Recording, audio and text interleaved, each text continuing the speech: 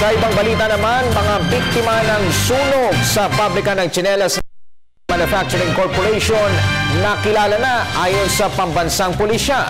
Ang ulat mula kay Alvin Baltazar. Itinuturing ng pamunuan ng PNP Crime Laboratory na tapos na ang kanilang trabaho sa pagsasagawa ng forensic investigation kaugnay ng naganap na Kentex Fire Tragedy sa Valenzuela City. Ito ay matapos nilang ma-identify ang huling dalawang naging biktima sa naganap na sunog noong buwan ng Mayo. Ito ay sina Johnny Ang Discaliar, isang lalaki na nakita ng PNP Crime Lab noong June 19, at Marvil Alvarez Marcelino, isang babae naman na natagpuan noong June 21 matapos bumalik sa crime scene ng lab.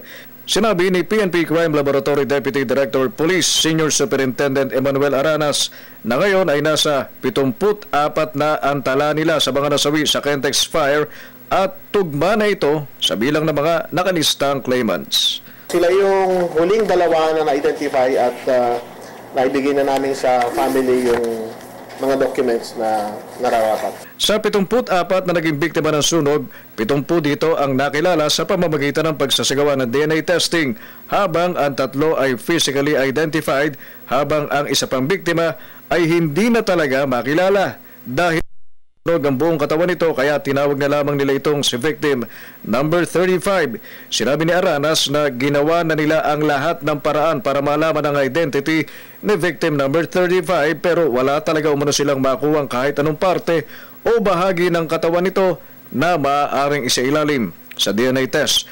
Maging ang kasirian ni victim number 35 ay hindi rin umano nila madetermina dahil sa halos abo na lamang ito ng kanilang nakuha mula sa nasunog na pabrika. Ang nangyari o sa kanya, kung ikukumpara natin sa isang piece of wood, naging total charcoal po. Ganon din po yung nangyari doon.